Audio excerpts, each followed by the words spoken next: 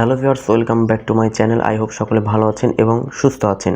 প্রিয় দর্শক, আজকের এই ভিডিওতে আমি রিভিউ করতে যাচ্ছি পোকো M3। তো এই পোকো M3 ফোনটি কিন্তু এখনও পর্যন্ত আপকামিং একটি স্মার্টফোন রয়েছে। বন্ধুরা, এই ফোনটি কিন্তু এই মাসেরই 24 তারিখে আসতে যাচ্ছে।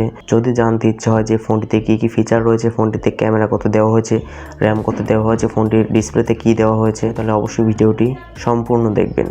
So as always, this is Salman Siam and you are watching SiamZone YouTube channel.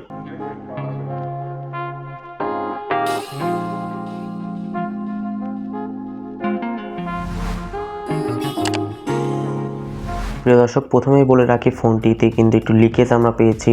ফোনটি লঞ্চ হওয়ার আগে কিছু লিকেজ আমাদের হাতে এসেছে।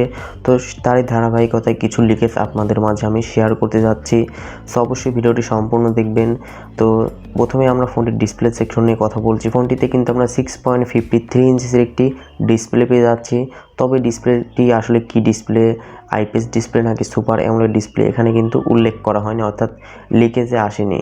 তো আমার মনে হয় যে এখানে আইপিএস ডিসপ্লেই ব্যবহার করা হয়েছে। ফোনটির পারফরমেন্সের দিক নিয়ে যদি আমি কথা বলি, তাহলে এখানে আপনারা প্রসেসর সেকশনে পেয়ে যাচ্ছেন স্ন্যাপড্রাগনের 662 এর একটি প্রসেসর, যেটি মোটামুটি ভালো একটি প্রসেসর, খুবই আহামরি কিছু না, মোটামুটি কাজ চালিয়ে নিতে পারবেন এই প্রসেসর দিয়ে। তো ফোনটির আমরা সম্ভবত ফ্রন্টে আমরা একটি ওয়াটার ড্রপ নচ পেয়ে যাব, অর্থাৎ এখানে নচ ক্যামেরা আমরা পেয়ে যাচ্ছি, অর্থাৎ কোনো প্রকার পাঞ্চ হোল ক্যামেরা পাচ্ছি না, একটি নচ ক্যামেরা কিন্তু এখানে আমরা পেয়ে যাচ্ছি।